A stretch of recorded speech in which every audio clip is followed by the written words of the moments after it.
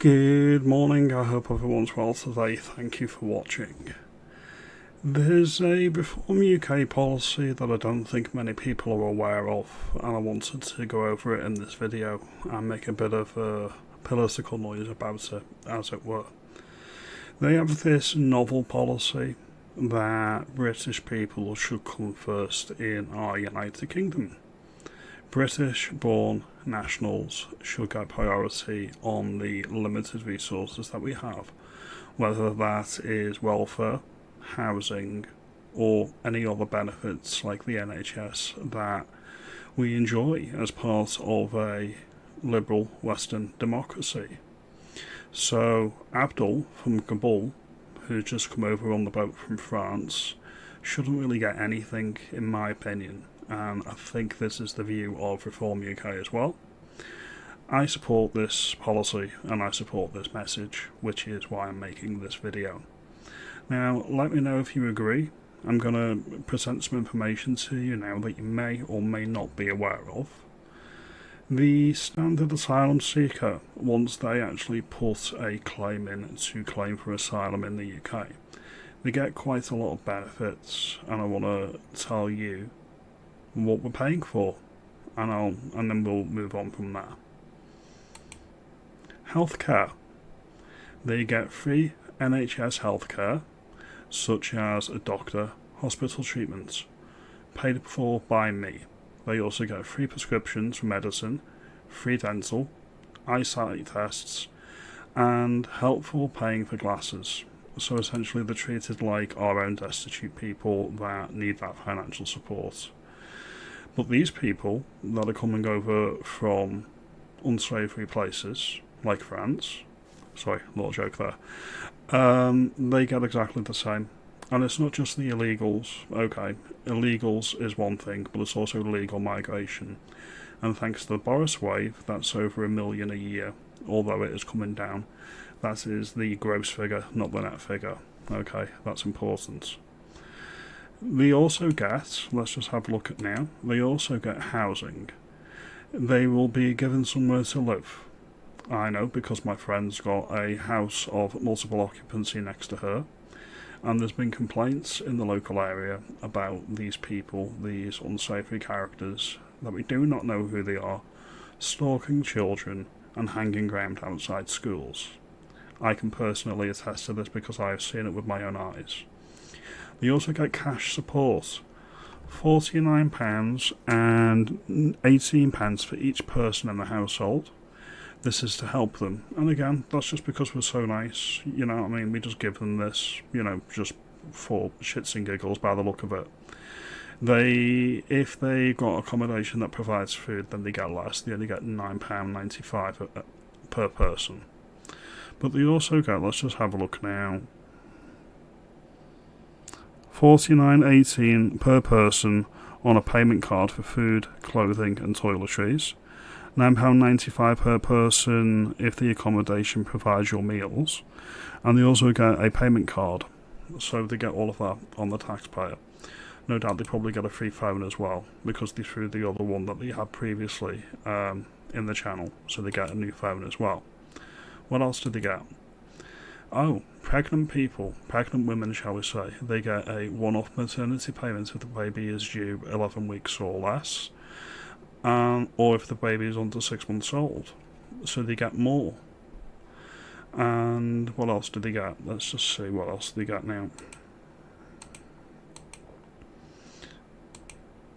They also get, pregnant mothers get an extra £5.25, baby under 1 year old gets £9.50, child age between 1 and 3 gets £5.25 as well. And you wonder why the country is on its arse. You wonder why we are 3 trillion in the hole. Who wouldn't come here? You don't necessarily blame the people who are gaming the system. Who wouldn't come here? Look at all of these benefits. This is not necessarily an attack on the immigrants themselves. This is an attack on government policy. This is what we're paying for. This is what we're all paying for. I've not consented to this. I don't think any of these people that come over with these chances should get a penny. Again, you may think I'm being overly harsh, but that's just my opinion on the matter. You let me know. You let me know if you think I'm being harsh or not. You let me know if you think I'm onto something with this. Now, Nigel and Reform UK was in Wales, and they were in Wales yesterday, and they were launching their campaign, and they've got a novel policy.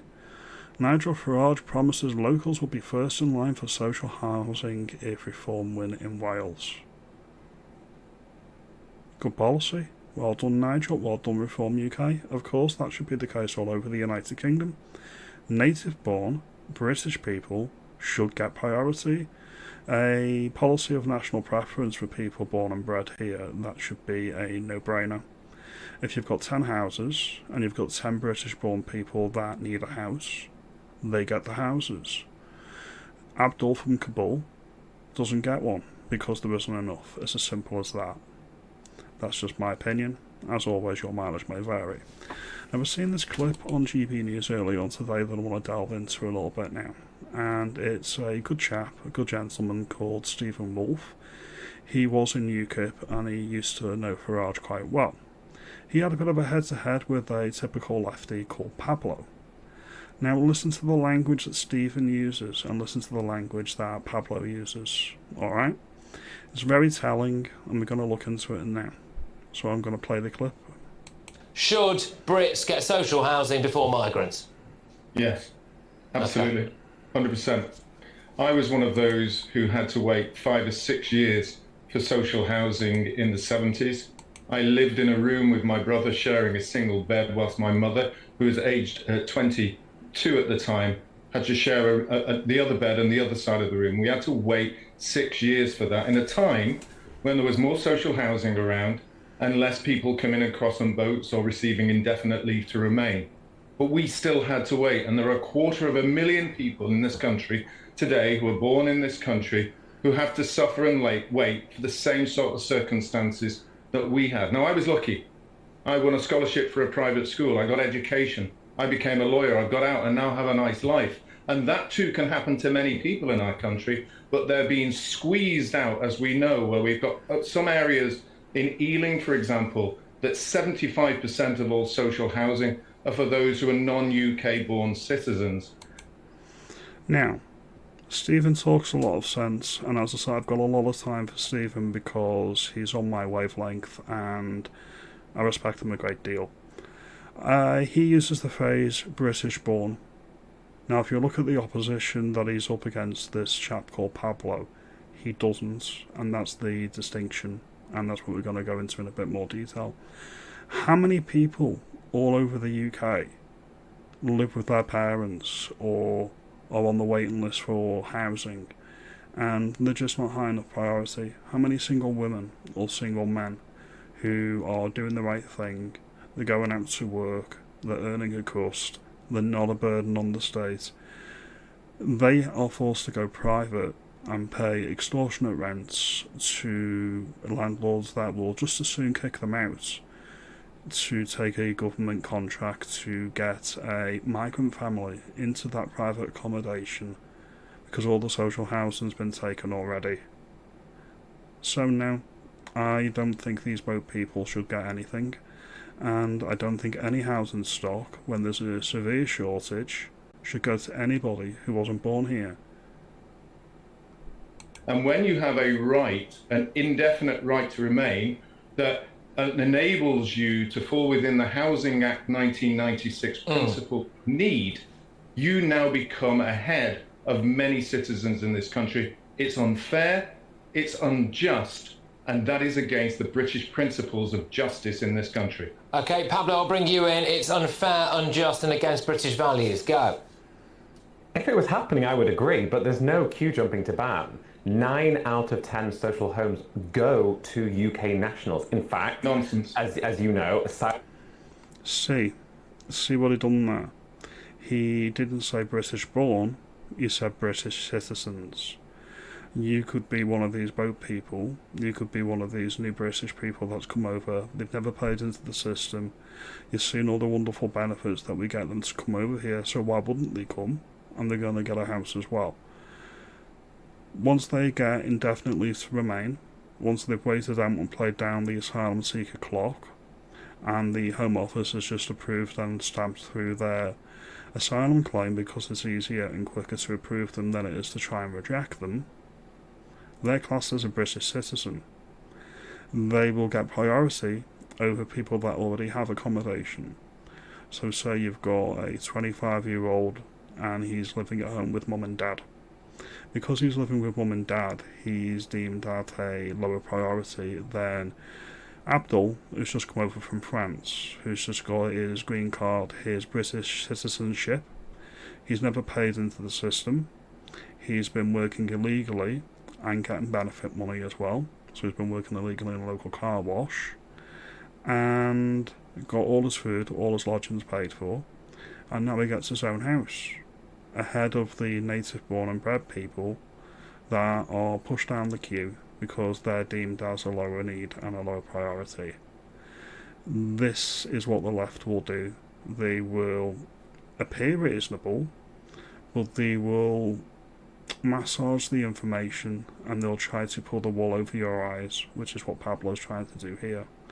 Now, this isn't a slight against Pablo per se, this is just what they're trying to do on the left, and this is what I'm calling out here.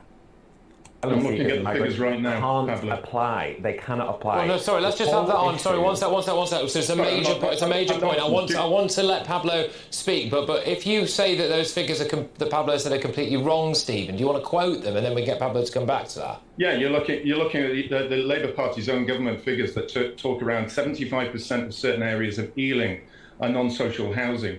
51% of places in London, such as Brent, are areas that are having non-social social housing contained by those people who are non-UK citizens. Okay. You've got areas like Manchester and Bradford are rising. Name me the areas, Pablo, where you're seeing these figures of 80 or 90%. Well, let's Give let me Pablo the talk. stats yourself. Give me the figures.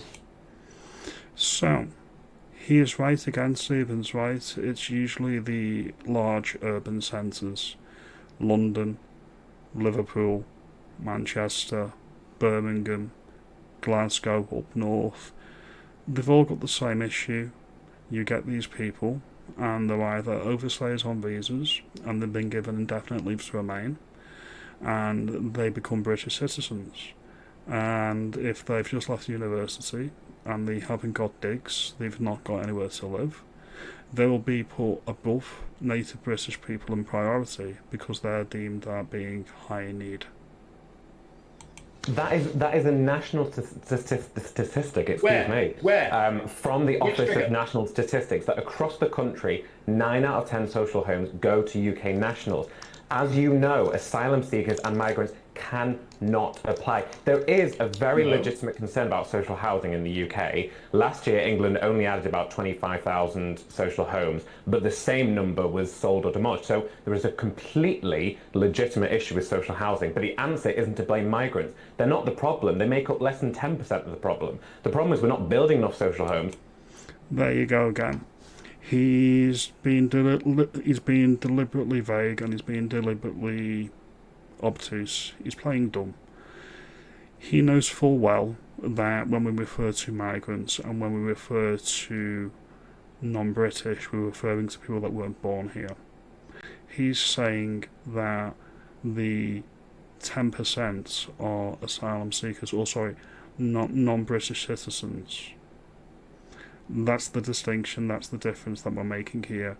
When I refer to British people, I'm referring to people that were born and bred here, as Stephen is. And Pablo's referring to anybody who's got a British passport is a British citizen. So that's the distinction.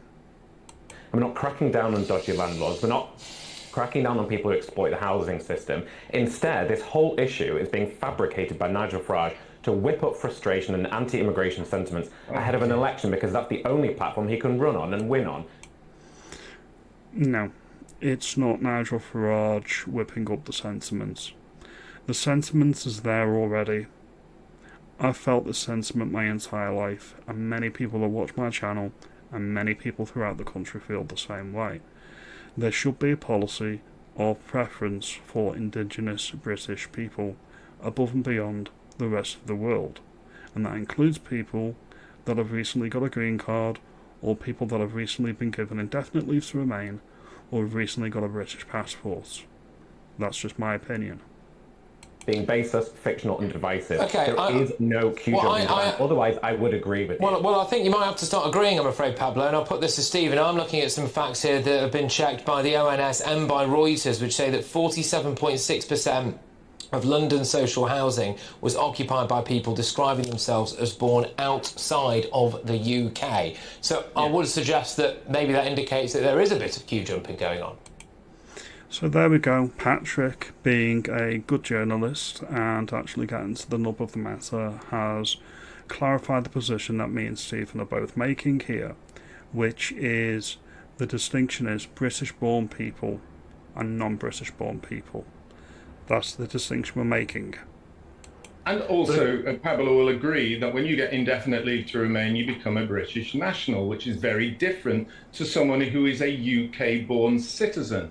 And that is the clear distinction. Once you get indefinite leave to remain, you can form, because you have a passport, you're given the right to remain here, and your statistics become a British national. Okay, Pablo? And if you are a British national, you're entitled to housing. Exactly, so there we have it again.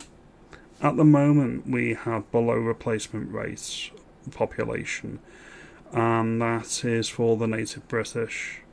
What's been happening for decades now is we've had the managerial class, the managerial elite, that think Abdul from Kabul, who's just come over on the boat from France, is no different to me, or you, or many of the fine people that watch my channel. There's no distinction there to be made. No distinction at all.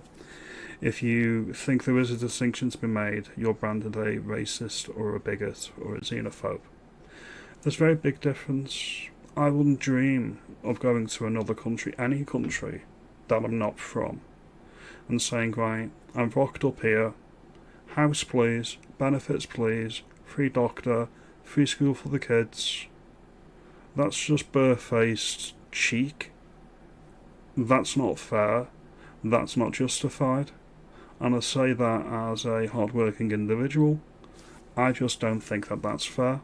I wouldn't go to France and demand things from the French, mainly because it's better in Britain than it is in France.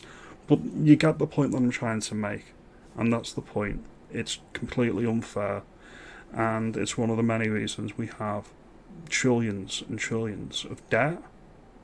So I don't see what the problem is. 90% of homes go to UK nationals. Less than 10% go to EU citizens and non-EU citizens, and so forth.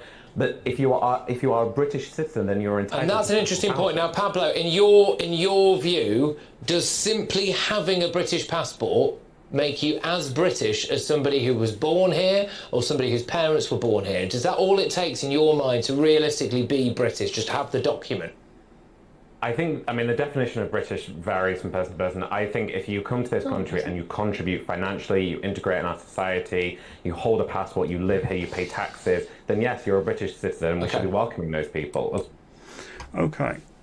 If you come here and you work, the vast majority of migrants don't, by the way. I think it's only like 13 or 14% of the entire migrant population that come to Britain, that's both legal and illegal, actually work. Alright? The rest don't. And most of those people that work are not net contributors. They are net drains on the system. Most of them don't speak English, and most of them do not assimilate. Alright? And that's why we have these random groups of South Asian men bowing in our streets, in the middle of the streets. It's a show of domination and it's a show of force. And it's very, very concerning, and it's very, very intimidating. That's not contributing to my society, and that's out of order, and it's intimidating in my view. So, yeah, Pablo, you seem like a nice guy, but you can shut up. Anyway, there we go. That one's over. Now, there's a petition that's going around at the moment, and it's up to about 350,000 people. It's a petition to get a debate in Parliament, and that's to stop financial or other support for asylum seekers. You've seen the list that I went through before of all the goodies that they get when they get here. That's what we call pull factors. If these pull factors weren't there, you don't actually have to have a blanket ban on asylum seekers. If you just got rid of all the pull factors, Lo and behold, you wouldn't even need the military in the English Channel. It would stop overnight because they wouldn't be getting freebies. Again, that's just my opinion. I'm going to put a link down in the description for this video, and that's going to be for that petition. If you want to sign it, go ahead. Feel free to share it. Feel free to share this video as well. If you think I'm making good points and you agree with me, comment, like and subscribe. If you think I'm being overly harsh and you think I'm being unreasonable, tell me so. That's what the channel's for. It's to encourage debate, and it's to get a broad church of people that may not always agree. So, I hope I've given you something to think about, and you have a good day, and thank you for watching.